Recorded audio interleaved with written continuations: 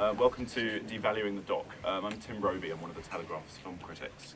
A job I've been doing since 2000, and since that time I've been reviewing many theatrical releases over the years. And in terms of documentaries, I suppose I've been aware of some of the shifts in the ways that documentaries are screened, distributed and seen. Over that time there have been quite a lot of changes. There's been a real proliferation in the medium in some ways, but there are still issues preventing documentaries perhaps from reaching the wide audiences that they deserve, and that's broadly the topic we're going to all be addressing today with any luck, and hopefully this will include you once I throw questions open and comments and everything. I know a little bit about what all four of our panelists do, but I think it'll be much more accurate if I allow them to introduce themselves. So I'm going to do something. I'm going to start with Jeannie. Okay, hello, my name is Jeannie Finlay. I'm an artist and filmmaker based at Broadway Cinema in Nottingham. I started out as an artist and then discovered that the conversations I was having with people while I was photographing them and making artwork was the work. So I started filmmaking, and I've made 6 feature-length films. The most recent was Orion, The Money Would Be King, which went to UK cinemas earlier in September, played on Storyville a couple of weeks ago, and opens in US cinemas with Sundance Lex tomorrow. We have a trailer to play of that, if that's possible.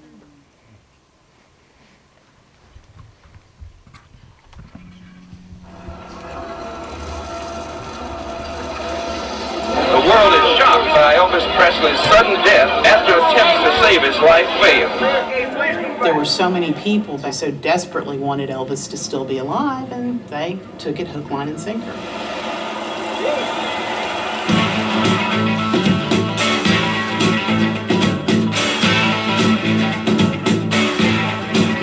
Now you can't judge an apple by looking at the tree.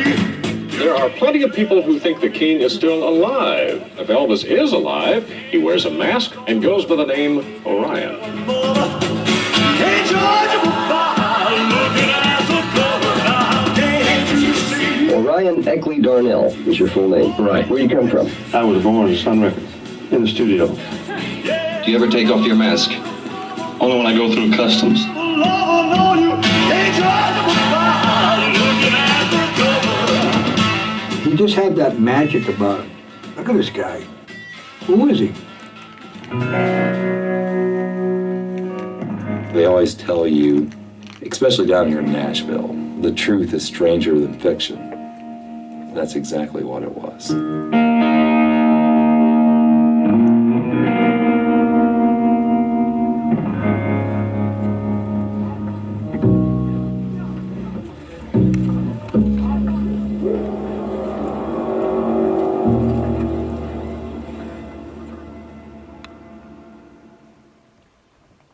Thank you.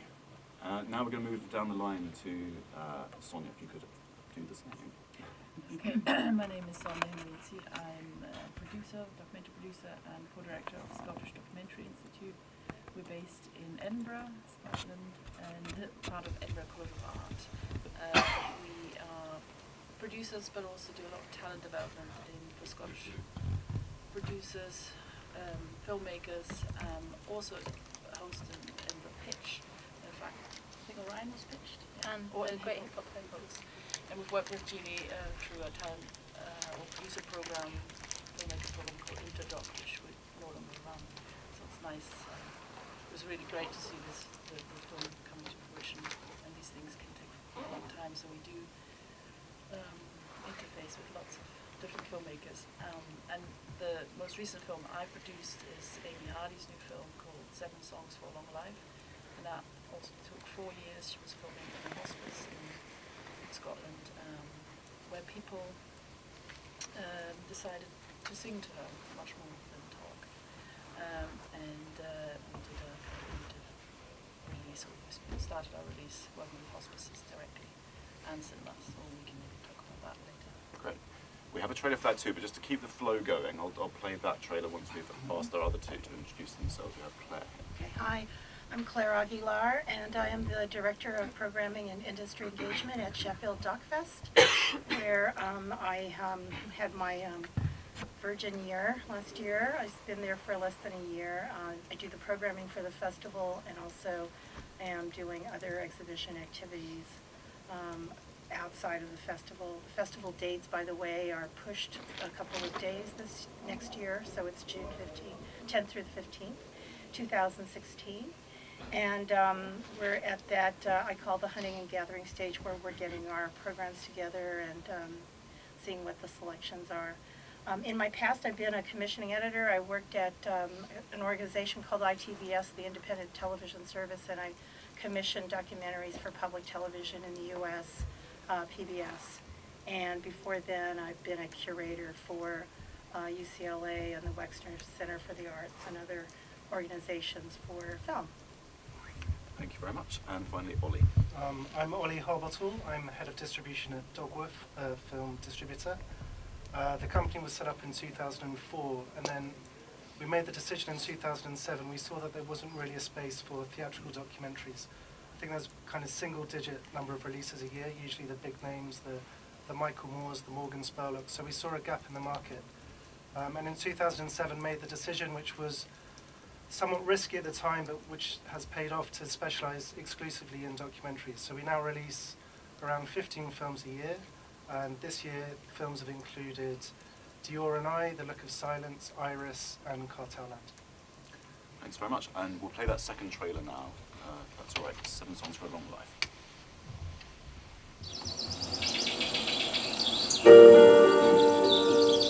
Most people would be lying if they said they weren't scared. You just don't know. Will I be living with this for 3 months, 12 months, or 10 years?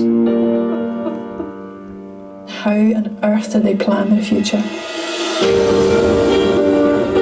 Not everybody on the ward is just waiting. I could sit in a wheelchair and not get back out of it again. You've got to keep on doing it. Everything from the top down to here I can do by myself. It's only when you're still alive that you think they will need me, but I won't be there. I want the kids to experience everything they're supposed to. I'm trying to hold on to time.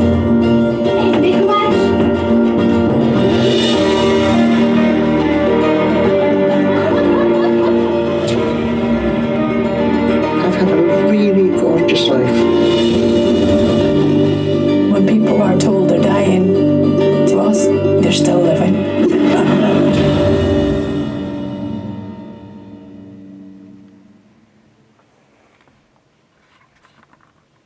Thanks. Well, now to get the ball rolling with a bit of discussion, I've prepared 2 questions which I'm going to ask each of our panellists in turn. They haven't had very much time to think about these because I only came up and trained down, but hopefully it will get the ball rolling. Question 1 for each of you, and I'm starting with Jeannie, who's the one who least wants to answer this question, so that's great, was to come up with an example of a recent challenge or obstacle that you have faced in getting either your own work or the work that you're promoting and distributing seen by the biggest audience that you think it deserves. So that's my first question to Jeannie, a challenge or obstacle. Well, I mean, I'll start off by, I'm going to tell you an anecdote. So I think the way that documentaries can be perceived widely,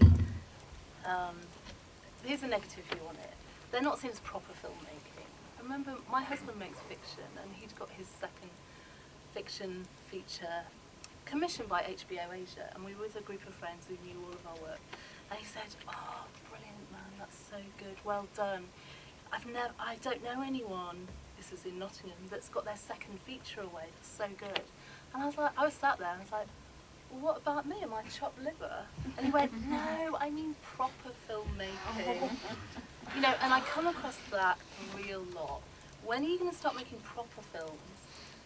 Is this a jumping off point for fiction filmmaking? And people almost don't believe you when I say, you know, I'm interested in real life because I love the idea that you couldn't make it up, and finding a story and going after the money and then tracking all of the people down. Like, Orion took 6 years to make, and there was various challenges with that. I made 3 other features during the production life of Orion. But the biggest, I think one of the challenges is, the perception of docs as real films.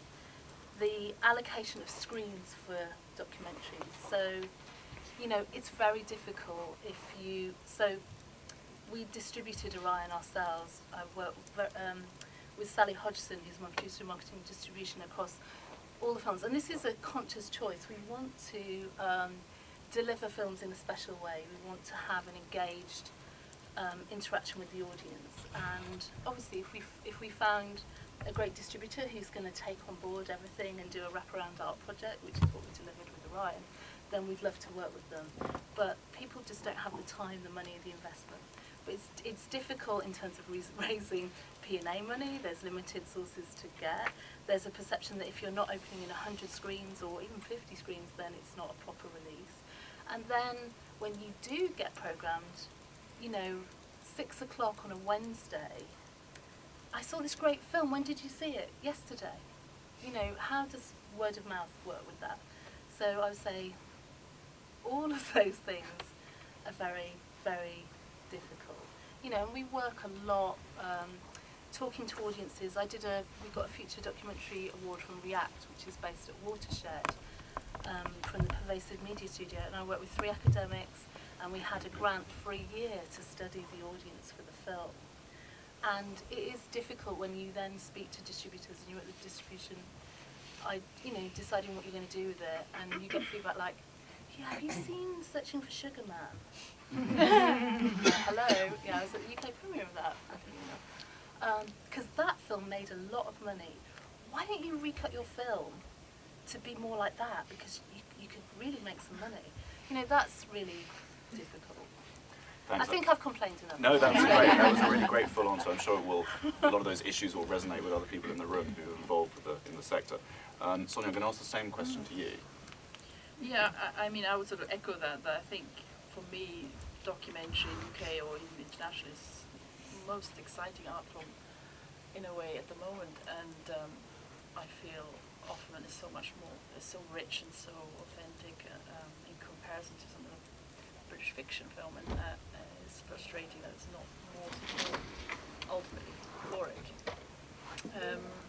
One of the things struck me, especially with this film, which is very Scottish-centric, is that in a way the 7 songs, in a way the default for launching a film is a sort of London press screening, trying to get all the national newspaper, and actually for a film that is much more, regionally, nationally located, it doesn't necessarily make sense. But are you being taken seriously if you just did a Scottish release?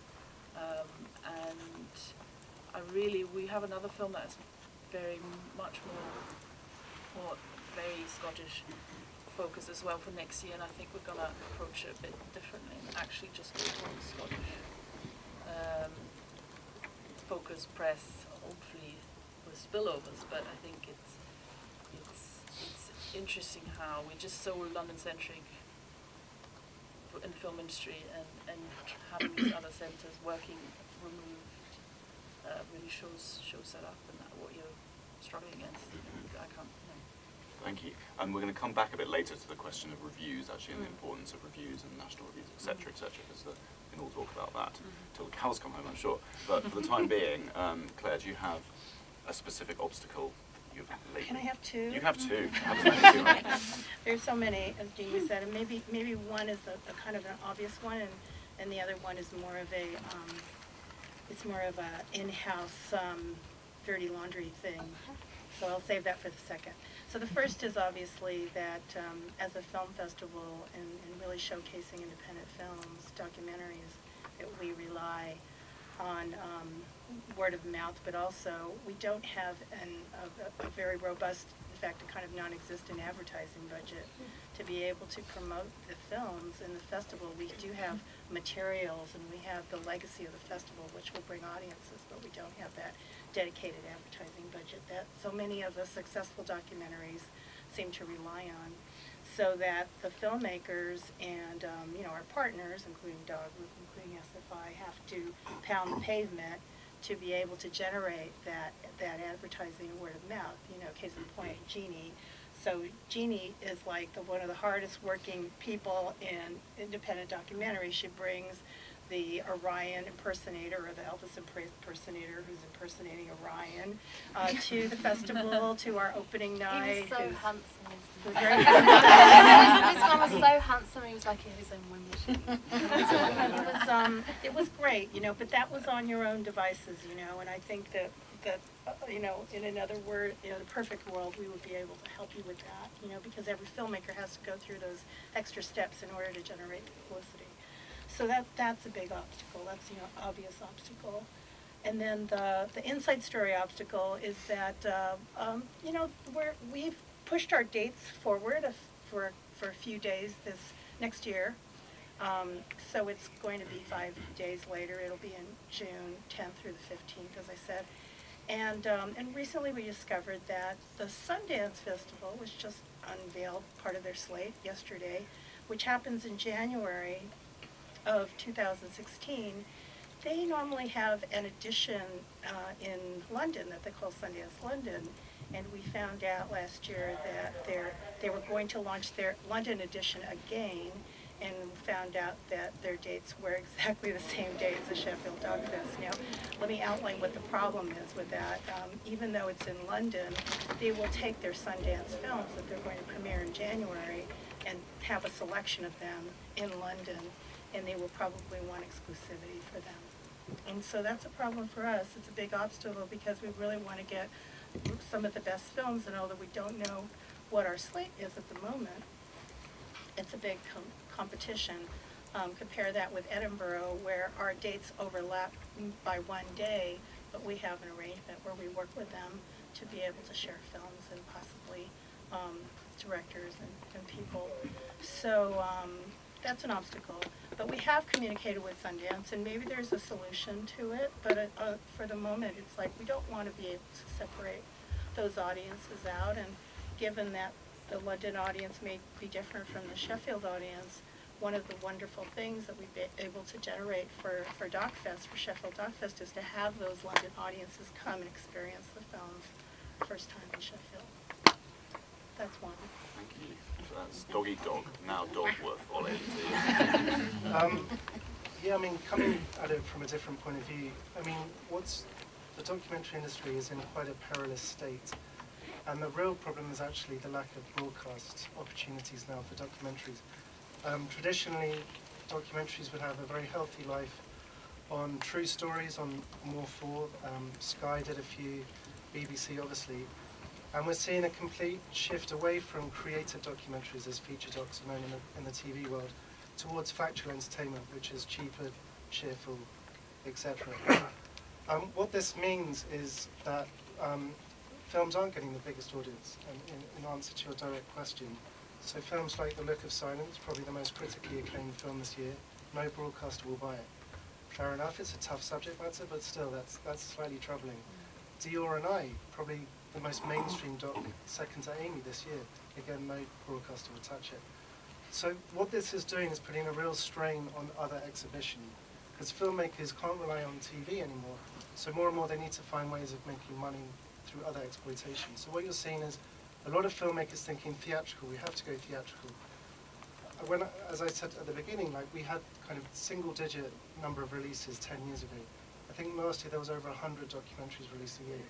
And I don't think that's sustainable either. I think there's probably a sweet spot in the middle, but that's not sustainable. We can only do 15 films a year. There's a couple of other distributors who will do some docs. And then there's a few amazing people like Jeannie and Sally who do a lot of work. You're getting a lot of documentaries just thrown out there in terms of cinema releases with very little kind of attention, marketing support. Some distributors do it just as service, output deals with VOD platforms. And I think that's causing a real problem because I do feel for exhibitors, like 2 weeks ago there were 5 documentaries released, and they are the same audience. So I think the lack of broadcast opportunities is kind of putting an unwanted strain on the exhibition sector. In fact, I can pick up a little bit on what you're saying there, because in terms of my weekly job, we notice that very much, the number of docs coming out every week, and it becomes a real problem in terms of deciding which ones get coverage, print coverage, online coverage. You don't just click your fingers and get a review online. It actually takes manpower to upload those reviews. So if reviews are necessary to drive audiences to go and see those films, it may well be that the kind of proliferation of releases every week is not helping the documentaries that really deserve that push, because they all get kind of lumped in together. The arts desks look at them and think, 5 docs this week, we just can't cope, we're overloaded, everyone's on holiday, we're just not going to do them this week, and that's what happens, which is really damaging, I think. It just requires more, I suppose, joined up thinking, horrible corporate phrase though it is, it requires more kind of conversations between critics and distributors and filmmakers to kind of figure out where we can best kind of use our influence, I suppose, which films really need the push, the drive, and which deserve it. But now, can I just yes, step please in there? step in. Yeah. But it's also massively challenging. Yeah. So Orion came out on September 25th. We pushed our dates so that we weren't going to compete with 3.5 minutes, 10 bullets. Yeah. Is that the right? Yeah, that's right. Because we thought, we don't want to compete with that. We got our funding late, so it was very tricky. We encouraged Creative England and Film Cymru to make an unprecedented P&A award. They'd never done it before. So it was all like 6 years of work and then this kind of crazy sprint at the end. So the day that Orion came out, those 20 other films were also released. So we did all the national press screening, we nurtured relationships with critics, and there was, so we went from the sublime to the ridiculous. So in some newspapers we were just not mentioned at all, and then we get Peter Bradshaw's "This is the film you've got to watch this week," and Mark Commode did. So thank God for Mark Commode and Peter Bradshaw, it really, really helped. But then what we've tried to do is the more long tail reviews, so things like, so Mojo's just come out and they've given us a whole page, and we're trying to, and those are the people that will buy our premium DVD with a vinyl record, and that will actually make some money on. And do any of you have anything else to add to that particular issue of review coverage?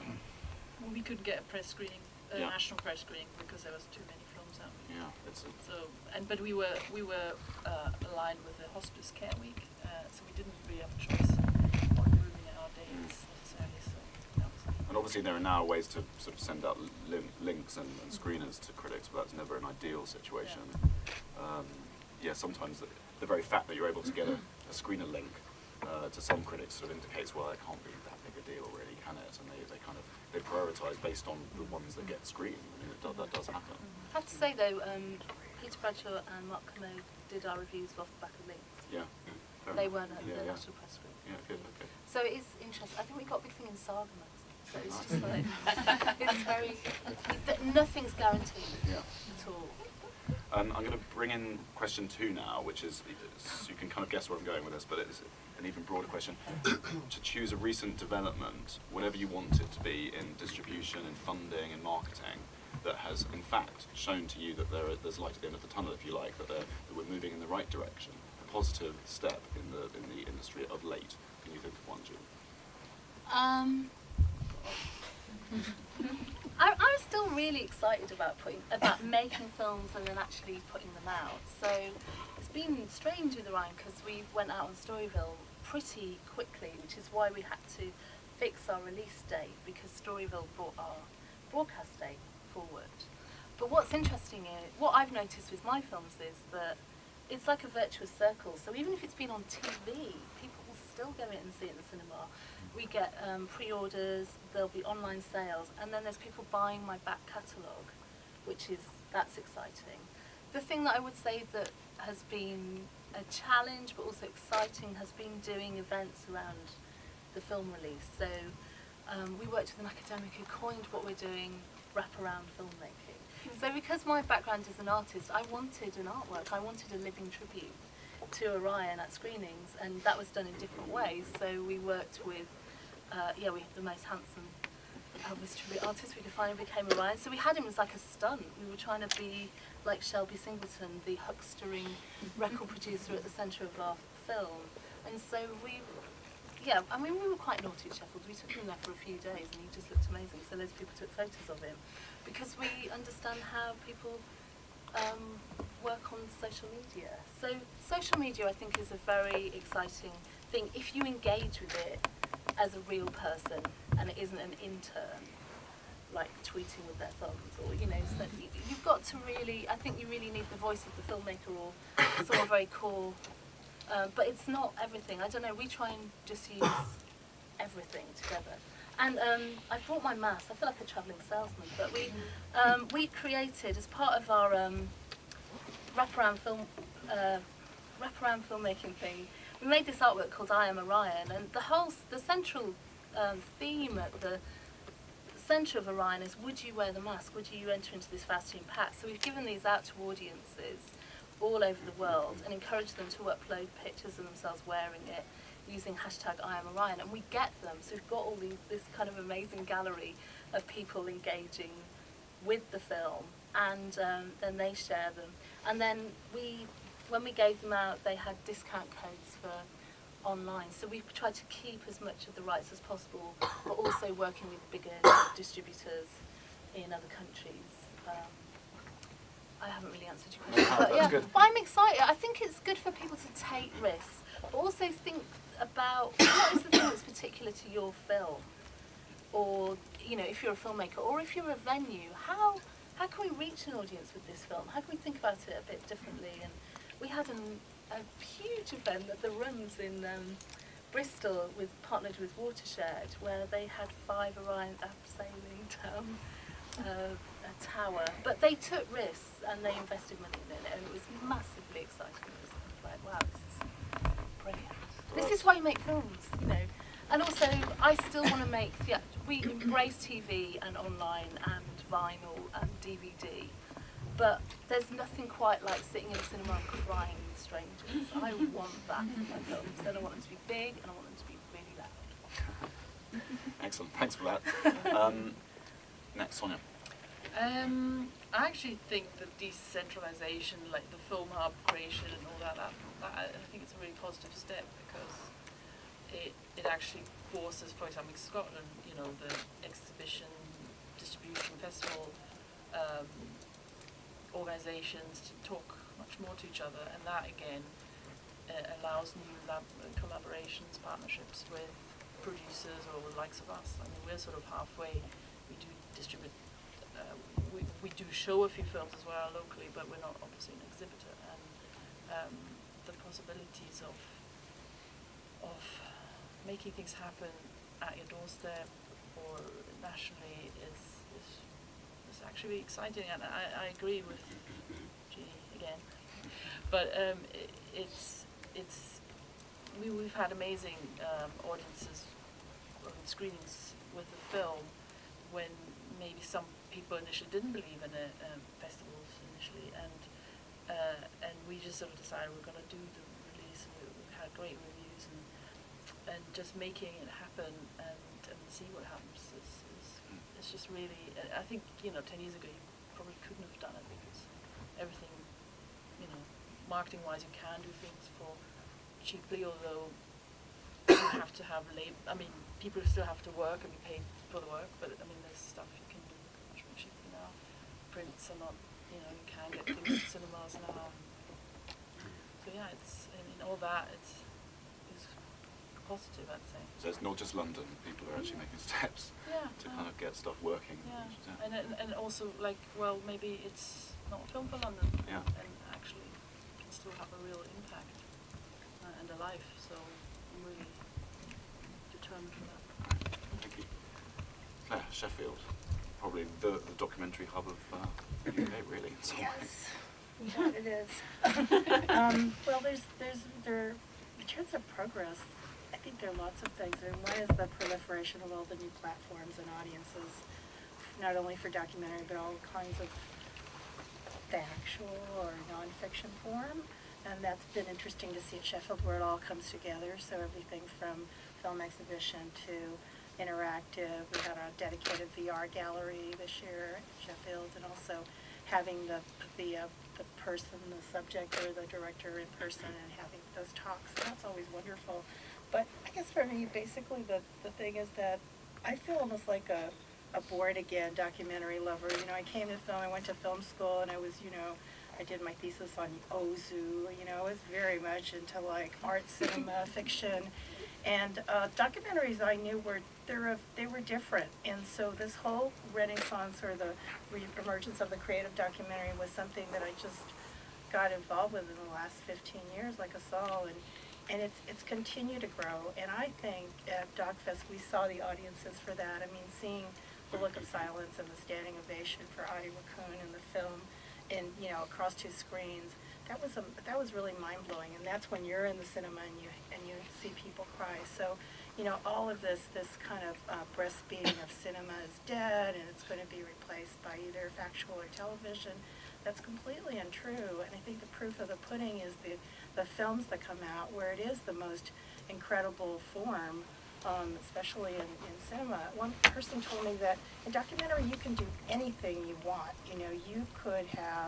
You can have archive, you can have a blue screen, you don't have to have a script, you don't have to have any rules. When all the rules are thrown out, that's when creativity can. I feel like I'm preaching to the converted here, because I think you all know this, but on the other hand, it's wonderful to see it manifest every day in the work we do in the films that are created. So if that's not progress, at least it's still a step in the right direction. Great, thank you. Ollie, comment.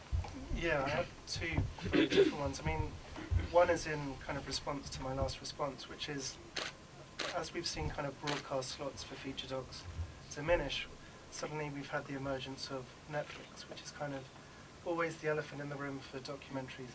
And to be fair, Netflix has done a huge amount for the profile of feature docs in this country. I mean, alongside comedy is kind of one of the things they push the most. And whilst obviously it's Netflix and it's not kind of this culture of cinema, I think it does breed a culture of cinema because it's elevating them to such a high degree. Also, kind of on a business perspective, as a distributor, if we're worried that we can't sell to television, Netflix are filling the gap. So as distributors, we can still make a decision based on knowing that we're actually hopefully going to make a bit of money. Whether Netflix will continue to be so generous in terms of acquisitions over the next few years, we don't know. They're doing more and more original content. But for the moment, Netflix has played a very important role.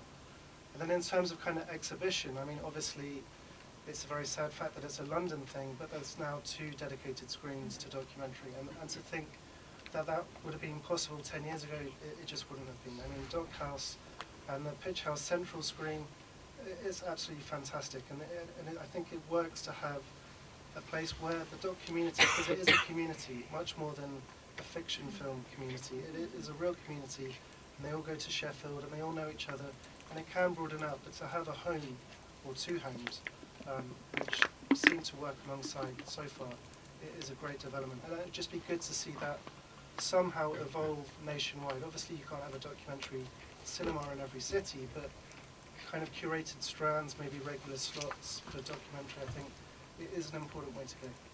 Before I broaden it out to everyone else, we're about halfway through our time, I just wanted to talk briefly about Doc House, because I went there the other day, it's my local cinema in fact, down the street, and I went there to see Burden of Dreams. They had an afternoon screening there with Andrew Cotting doing an intro, and it was just so encouraging because the entire thing was packed. There were like 50 or 60 people there, mainly students. And I think they've done a really good job of kind of incentivizing students to come in and kind of use it as their kind of hangout, really. And on a weekly basis, they go and watch. There's been a series of films chosen by leading documentary makers. And they get a really good turnout. And the pricing structure there is such that, in fact, for the general audiences, that documentary screen is much cheaper than any of the other options for them to go and see. How do you feel about that? How do you feel that pricing? You're giving me a funny look. It's like, is this bad news from a distribution point of view? No, this is kind of an eternal debate. I mean, it is devaluing the doc in the truest sense of the word. I mean, at a certain cinema, documentaries are £8 and other films are £16. That is a problem. But then, is it a problem? Because, in honesty, I don't think my audience would pay £16 to see a documentary. So, I'm kind of still on the fence. I know there's exhibitors here, so I need to also be careful. But I think you actually just tapped on an important point. The key audience that we see for our documentaries is students. It's not kind of couples who have a babysitter for the night. It's not like a date night kind of experience generally. So it is students, and students have less money than most of us. So I get it. I get the pricing point. When it's within a building with other screens charging more for other films, there is a slight issue there, but I actually don't know the answer because I don't particularly believe in £16 tickets. Mm-hmm. Do any of you want to chip in on that particular issue? We can throw it open quite soon to a much broader discussion if you like. I don't know, I would say that when we distributed Sound It Out a few years ago, and it was one of the very first crowdfunded films in the UK, so it was a very cheaply made film before the music got involved and blah blah blah. Anyway, but I remember one weekend at Broadway, to be fair I'm based there, but we took more money than all of the fiction films combined, and I was so satisfied. I love the idea that small films can fill a big screen. You don't have to be, it doesn't have to be all CGI or just millions of dollars of money spent. I love the idea that audiences are open to seeing small ideas projected big. I love that. I think that's really exciting. I also do not agree with £16 tickets. I think that's crazy, but that's partly because I live in Nottingham, and I think how much is the most expensive ticket at Broadway? £8.20. There you go. And it has a massively dedicated and loving audience who come out and see loads of stuff. Either of you two, should we throw it? Oh, that's right, great. I'm hoping people have various things to chip in. Sophie first, and we'll come to you. I do. Sorry to be that person, but I have two questions. That's fine. So yeah, one of you said in the medical panel, so there's actually been quite a lot of talk in other panels about critics and distributors working together to help draw audiences to smaller films. So what information would be beneficial to you when you're faced with 5 docs coming out? What information would help you make a decision about what to follow? And then my question for the panel is just why do you think that fiction films are literally valued in some places more highly than documentary? Do any of you have an immediate answer to that? Because I need a moment to think about my question. Well, I think. So the second question? Yes. I think documentaries 10 years ago, you would watch them on television. And there were very few docs in cinemas, and the natural home was perceived as television. I think there's been a lot of advancement in kind of the creativity and the ways that documentaries are made. But I think for a lot of audiences, the word documentary still has that television association, which it takes a long time to kind of reconcile that to the fact that documentaries now, as you said, there are no rules. Literally, you can do anything, and the creativity and some of the kind of filmmaking talent which is being used now for docs is I think, much higher than it was kind of 10 years ago. And I think for the general mass public, the word doc has that TV association.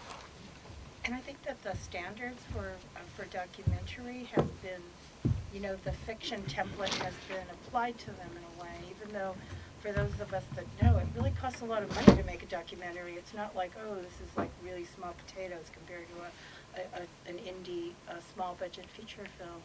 And also the precedent has been set. So it's okay to charge full admission for a documentary if it's an event. If it's a Koyaanisqatsi or if it's something big, but for a smaller film, the precedent has been set. It would be hard. I'd really like to see what if the pricing structure was really uniform for every film, no matter what it was, from Frozen to Look of Silence, and just see what would happen. I don't know if it would bear out that people wouldn't go. I don't know. If it was £16, they wouldn't go. Well, let's not say £16. Let's just say something in the middle. Yeah. But it was uniform. What would happen? I don't know. You guys? As Jeannie said earlier, it's people think it's not a proper film, and that is a thing to do with TV. I think it's maybe also because you don't necessarily, it's not an escapist sort of experience necessarily. A documentary might make you think, and in some cases that's why people value it more, I think, and in other cases, well, that's not what I think cinema experience should be like, or that's not what they want from a cinema experience. And there are no stars. I mean, the talent is the directors. And there's a handful of directors who might have kind of public awareness of them. I think that's a big problem. I think it's, I think also there's a perception amongst some programmers that, I mean, I've heard it quite a few times, there is no audience for documentary. So we're going to put it on for one screening at 6 o'clock in our smallest screen, you know, 15 seats. And you're like, well, where's the chance there? There's no chance to build anything. And it's like taking the risk. It was really exciting being in Toronto and going to their documentary-only cinema and seeing people lining around the block at the Broad Cinema. It's incredible. They've built an audience for documentary that's supported. I'd be interested to know what the audience for documentary is at the cinema in Sheffield, the showroom. The showroom. Like year round, you know, has the festival been there had an impact on documentary audiences at that cinema? We'd have to look, but I don't think so.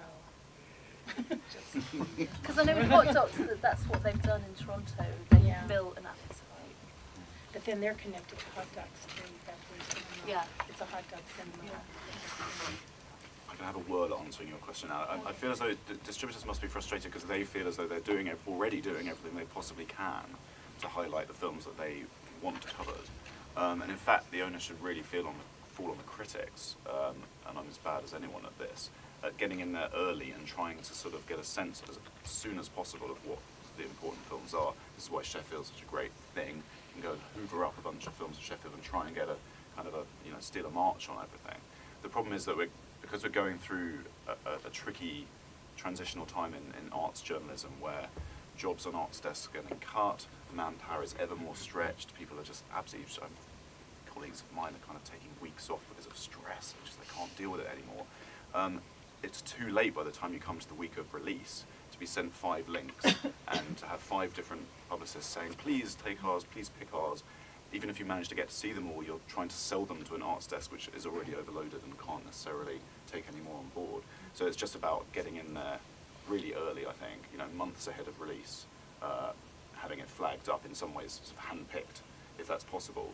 And distributors really kind of singling out their strongest releases and kind of putting those to us as soon as they can. I think that's probably the answer. But we should be getting in, we should be taking the initiative to kind of hunt this stuff down as soon as we can. But it'd be in the interest of filmmakers to actually have really long lead screenings and send out links really time in advance, because then that gives critics a run up. Yeah, that's not a bad idea. And identifying times of year when they can get eyeballs on these things, because if you do it in the middle of the Cannes Film Festival, it's not really gonna happen, is it? Yeah. Thanks for that, Sophie. And you had. Yeah, I mean it's kind of been covered a little bit. I don't want to get stuck on pricing, but I suppose it's an observation that I feel as exhibitors we've got a real responsibility to treat documentaries in a way that makes them be seen as proper films. Because I feel like we had a big conversation yesterday about pricing, and when prices are high, the excuse tends to be, oh, but we do docs for a £5. And I just feel like in some ways that's great because you might be encouraging more audiences to see your film, maybe, Jeannie, but I do think we have a responsibility as a venue, and correct me if I'm wrong, Jason, but for us, it's, if the doc's on at 8 o'clock on Thursday, it's exactly the same price as if we put a different feature on at 8 o'clock on Thursday. I think you have to treat the films as equal, so when we open Peggy Guggenheim Art Addict next week, you'll get the same shows as Bridge of Spies would have got. I think it's about having a commitment to these films. Just to pick on it, the price isn't £16 at Bloomsbury, it's £18. That's right, which is morally reprehensible. I think it's just pricing in London is morally reprehensible, full stop. But I think it's about, as exhibitors and curators, is about not ghettoising these films. I mean, what's next? If we start charging cheaper prices for documentaries, cheaper prices for foreign language films, cheaper prices for films by artists, cheaper prices for archive films, it's a very slippery slope. In which case you're only going to have people paying top dollar for Spectre and Bridge of Spies, and I don't think we should be in that situation. Isn't this a model that the likes of Spielberg and George Lucas were actually proposing a few years ago? They were like, it's going to be kind of horses for courses. We're going to be paying, upwards of £20 for new Star Wars, and then maybe £5 for the docs. Do you think that in itself leads to a situation where docs are kind of C-list? I just think they're put in a ghetto. Yeah. And I think that also happens when you just, as Jeannie said, when you just program them once in a shitty slot, puts them in a ghetto. Why should they be in a ghetto? Some of the highest grossing films in the last few years have been Amy, Senna, which in fairness to Claire Binns and Picture House, they've had a pretty rough time at this festival. Cinema's going to go straight to DVD until Claire. Isn't the counter argument that you kind of incentivise people to seek out films which are maybe less commercial or have less of a P&A spend behind them? It depends what your philosophy is as a company, Paul, because that's what Picture House used to do in the old days, isn't it? I think it's a separate conversation now. I think there's an argument to be made that, you know, Get a room, guys. We're going to take this guy behind you. Yeah, thanks. Two observations. One, I think the opportunity for documentaries as films in cinemas is because there is no film anymore. Everything is digital. And that, that's not true. And that the enough, all right. It's not. We show most of our films here on 35mm. Right. Okay. So in Australia, there's not a screen in Australia that's showing it now. So, but what it means is that for documentaries which are mostly shot on a digital medium, then the transition, you don't have to put them back to film to have them screened. They look the same as film, and so the experience in the cinema is actually quite seamless. And I think that's what's making it easier for us. And I think, Ginny, your comment about it's not a proper film, Putapari and the Rainmakers just won Best Film, not Best Documentary, but Best Film at Cinefest Oz, which is a newer Australian festival, but has a $100,000 first prize, and it's the richest festival in Australia. And it's an extraordinary documentary. And David Wenham, who's one of our best actors, was the jury chair, and his comment in the lead up to what the film was going to be, you were thinking, which of the narrative fiction films is he going to mention? And then he said it was unanimous that it was Putapari. So I think it's the emotional reaction, the quality of the experience, that's what sets any film apart, whether it's fiction or documentary.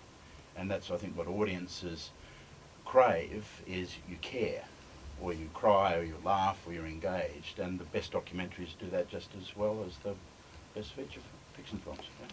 Thank you very much. That will come to yours in a second, unless the panel have anything to contribute on that. I was just going to say that I describe myself now as a filmmaker, not a documentary maker, to try and...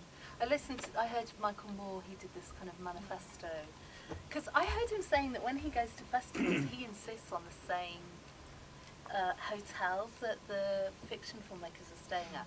And I've noticed, like, if you're at a mixed festival, the doc makers are really often in the rubbish. Quite often. It's funny you mentioned Michael Moore, because he's one of the very few filmmakers who's ever kind of barged his way into the main Cannes competition, of course, and even won the Palme d'Or. Very few documentary filmmakers are still allowed that, even the really experienced ones, like Sir Frederick Wiseman. But is the onus on the documentary makers and distributors then to take their space more, to sharpen their elbows and be more stroppy? We'll take your question now, if that's right, and then we'll come to you as well. I just wonder if, because documentaries not had the same distribution infrastructure as fiction film for so many years, that following that model is not the best idea, and whether it's worth kind of focusing on what does work. I'm really interested to know, like, I haven't heard anyone say yet that people aren't coming to watch documentaries when they're on. But I run a little film society, just a fortnightly. We show alternate fiction and documentary. It's just the way it's done. Our biggest audiences for documentary, our biggest scoring films are documentary. And I'd be really interested to know from Ollie who the audience is for renting films from you. Is it, because I get the feeling that film societies show a lot of documentaries. Yep. And I wonder whether it's like turning it on its head a little bit, like saying, build the momentum from smaller places, and then maybe the focus will be looked at in a different way, rather than the other way around, when smaller screens then attach.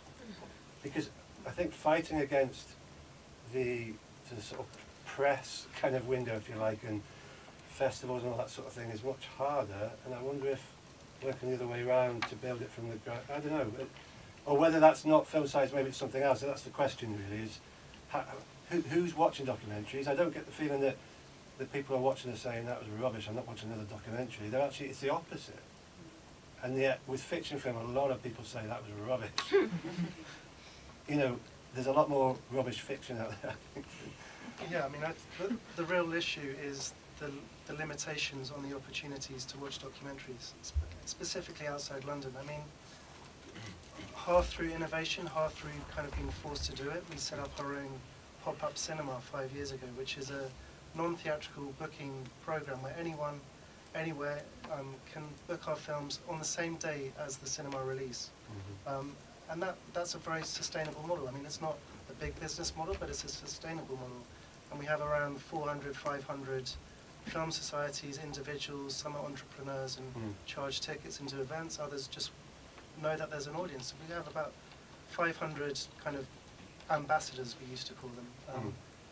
And that's kind of, I think you're right, but it seems a shame that we kind of were forced to do that. That there is, I mean, some cities like Birmingham, the second biggest city in this country, I don't know when we last had a film there, and that just strikes me as absolutely ridiculous. And other major cities will give us one screening, and it's fine, but if we're going to let people book our films, we do need to charge them a license fee.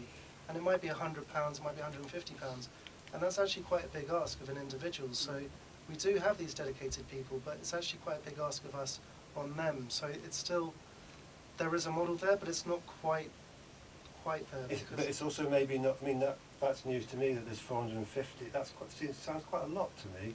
I mean, they're not regular bookers, but no, but that many bookings. That as a marketable kind of thing, you know, I just wonder if it's about working on those things that are quite strong and making that your kind of starting point to kind of build on, rather than trying to chip away at the sort of the normal distribution model, and I don't know. It's a question really. Can I just say though that when we distributed, we sent it out to 50 cinemas independently, but we worked with Dogworth on the DVD and the pop-ups, and I thought the pop-ups was great as a way of never saying no to an audience. So we did pop-ups in record shops, in music festivals, and so I think I think it's good to be ambitious and to say, I'm going to take my space, come and see my film, come and see it really big, really loud, and make it available as much as possible. Make it easy for people to go and see the film and to have a relationship with it and to do special events. But I think pop-up was brilliant for us because it meant that I could not have to deal with people asking me to show my film for free all the time, which I'm really uncomfortable about. So I could just say, go and do this. It's a fair price. But also, it was about nurturing that idea that anyone can be an exhibitor at the same time. That seemed really exciting to me. I think it's a good thing, and I think that people like Sonia, like the stuff that we're doing, and a lot of other filmmakers that I know are taking their own films out there. You know, we get our DCPs made in-house at Broadway. The cost of actually doing it is not crazy. It's things like getting the national reviews and making sure that you're going to draw the audience, and then because we've done it before, we're able to negotiate a week in lots of places, or 3 days is a hell of a lot better than a single screening. Or what we had on this time is we just built on the audience that I'd got for previous films, and so my films always played well in the north, so we did lots of northern screenings. You know, it's knowing what your strengths are, but also not being afraid of trying to, you know, I want more people to see my work. So just because we don't all do that well in London, but we don't not go to London. Do you think there's a perception that there's only room for like one Amy a year, as it were, or one man on wire a year within the industry? Do you think that's maybe? Yeah. And how could that be they were addressed? massively ambitious. Well, you know, the way they positioned that was at Cannes as their premiere. Yeah. It went out. The P&A was massive. Yeah. It's a studio. It's a totally different famous. Of course, They had a star in the film, which lots of documentaries don't have. And you know. So basically, no one can really compete with Amy on that playing field. It ticked a lot of boxes. Yeah. I mean, I looked at the box office for this year on the way. So Amy's made 3.5, and then the next tier is films between 100 and 250,000, about 8, and then it's kind of 50 grand down, about 100. So I mean, there's only ever going to be one Amy. Yeah. Right, we had a question here if you've still got it, and then there was one over here as well. Yeah, maybe more a comment. So it's been an interesting discussion and focused quite technically. Maybe it's the nature of the title that you had for the discussion, but I don't think there's been today, enough celebration of the uniqueness of documentary, and then maybe an insecurity thing about, documentary has to be getting the same terms in the same space, received on the same basis as feature drama. And I just wonder if, that misses celebrating and acknowledging what's really unique about documentary in terms of how it speaks to communities on specific issues, communities geographic and of interest. I think documentary is different in its specificity. It's the specificity of truth that documentary kind of carries, which means it will always reach probably fewer people, but can be obviously so much more impactful. It's wonderful to hear that I haven't been yet to Doc House, but to know that space exists, and I'm nervous about pushing documentary into a ghetto and saying it needs to just be in its own cinema and can't cross over. But at the same time, I think it's good to hear Sonia talking about plans for doing it on your own terms, doing the new release on your own terms, and just holding on to what's special and celebrating what's special about documentary. Because I think if you're going to persuade, if we from a festival, but are going to persuade exhibitors that documentary deserves more time, attention, etc., we've got to really focus on what's great about documentary and unique about documentary. And in the spirit of celebration, you could probably argue that great documentaries have an afterlife that many of the kind of weekly round of commercial which pops and bursts into a single weekend can never really have. And like getting to watch a film like Burden of Dreams, 30 years on, 20 years on, whatever it is after that was cut together. I mean, there are amazing stories, as Ollie knows and others know, talking about, of how communities across the UK in the last 10 years, through pop-up and other models, have taken hold of documentary and done amazing things with it, made amazing live experiences happen, and which isn't something that is in the popular awareness and imagination that's happening beyond sort of, secret cinema has just about penetrated public awareness at a popular level, but it's a real revolution that is going on out there that should be I think that's what celebrated. I was meaning. Yeah, just to kind of focus on that and build on that from the ground up, rather than maybe still trying to chip away at the. But can't you just go in there and go, well, what about our space? I don't want to. I want to be more bolshy and say I want my days. No, but that's what I'm saying. If you celebrate this stuff that's doing well for documentary now, that's the way to build it, rather than expecting the fiction model to work for you. I'm not applying a fiction model, because I'm applying a specifically documentary distribution model to the work that I make. And we're looking at other titles to distribute other people's work. But why can't I take a space that a fiction film would have? No, I'm saying you can. You should. But it's. But I want to. But I don't want to start in film societies and then percolate up to cinemas. I want national reviews. I want to be ambitious with it, and I feel like that's, Amy was an incredibly ambitious film, but Michael Moore as well. They didn't get where they were for being quiet and. But I don't think that chipping away. Sorry to interrupt, and I appreciate that's definitely your personal opinion and your own ambition, but I think there's been a bit of a squashing of community cinema and all the wonderful things that are going on at that level. And it's not to say that by targeting those groups of people that you are doing something that you're you can chip in.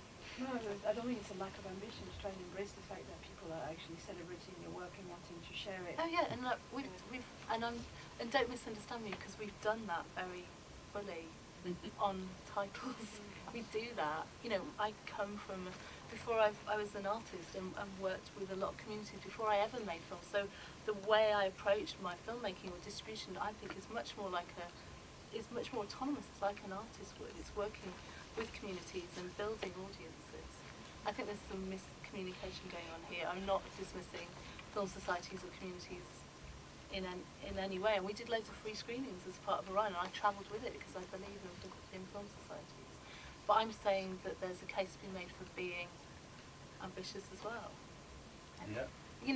Sometimes being ambitious is seen as a bit dirty. We don't want to talk about it. Don't want to say, this is where I want it. But that's where I want my films. It's suggestions for solving the problems that you've been talking about. So it's actually it's just me. I think people are just trying to say that it's not about individuals saying you do this. It's about somebody who looks at it as a kind of marketable thing to say we should be grabbing hold of these success stories and getting it out there so that it becomes a bigger thing. I think that's what they do with a lot of the the problem fiction is, films. yeah, the problem, yeah, no, that's okay. It's all on the same sort of front. Is the problem is there aren't enough screens outside of London. When, you know, like, I'm from Glasgow and run a film festival there, and there's lots of colleagues of mine in this room, and there's lots of small weekends dedicated to independent cinema in Scotland. There's 14 festivals between September and November in one venue alone, but they only have 2 screens. And we only have 1 art cinema and 2 mainstream cinemas. And we all want to show all of these films as much as we can, but I think we need to sort of just be able to combine the two. We have to be ambitious and we have to champion these films, but we also have to celebrate the community and local cinemas here. And it's just so strange that, yeah, we shouldn't get a wise documentary in the least. And we should be, but we also have to make those films accessible to people in, you know, in Pitlochry or in Oban or in out in the Outer Hebrides. There are people there who deserve to see these films as much as you deserve to have your film show. So I think this dialogue needs to be one of participation and collaboration, as opposed to just an understanding that the UK isn't just London. And I think a lot of us have a problem with that when we're trying to put things on and it be taken seriously as exhibitors and curators. And how to find the films as well. Yeah. So I think it's, again, about this thing of it needs some kind of, I don't know what it is. It's harder. We can end on a note of uncertainty. Yeah. I think it's harder to find some documentaries because they're not out there in the industry, in that marketing world as much, you know. So, and that's what I mean. If it's not working now, then how can we look to the strengths of what's going on at the moment?